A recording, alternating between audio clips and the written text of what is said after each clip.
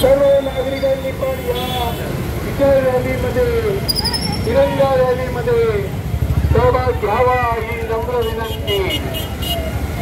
आपले मुख्य नेते आणि महाराष्ट्राचे लाडके उपमुख्यमंत्री एकनाथ शिंदे साहेब यांच्या नेतृत्वाखाली ही रॅली निघालेली आहे। या तिरंगा रॅलीमध्ये सहभागी आहे।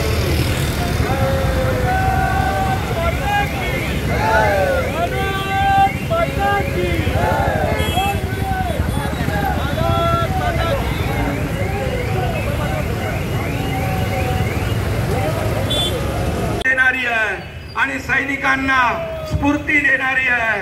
सैनिकांच्या पाठीशी खंबीरपणे देश उभा आहे आणि म्हणून ही तिरंगा रॅली लष्कराच्या पाठीशी खंबीरपणे त्यांना समर्थन देण्यासाठी, त्यांचं शौर्य आणि त्यांना ऊर्जा देण्यासाठी या ठिकाणी आज आपण तिरंगा रॅली काढलेली आहे। सर्व देशभक्तांनी यामध्ये सामील व्हावं आणि आपली देशभक्ति, राष्ट्रभक्ति।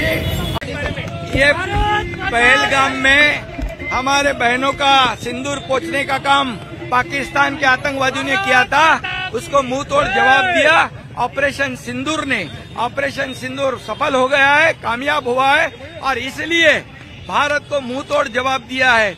अब उनको खून का बदला खून से, ईंट का जवाब पत्थर से नहीं।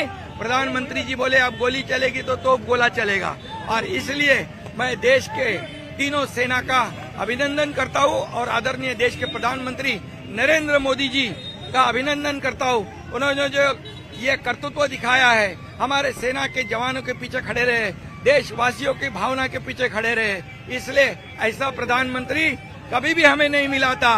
ये बहुत बड़ी बात है। इसलिए मैं ये देशभक्त, राष्ट्रभक्त प्रधानमंत्री नरेंद्र मोदी जी का बहुत बहुत अभिनंदन करता हूं।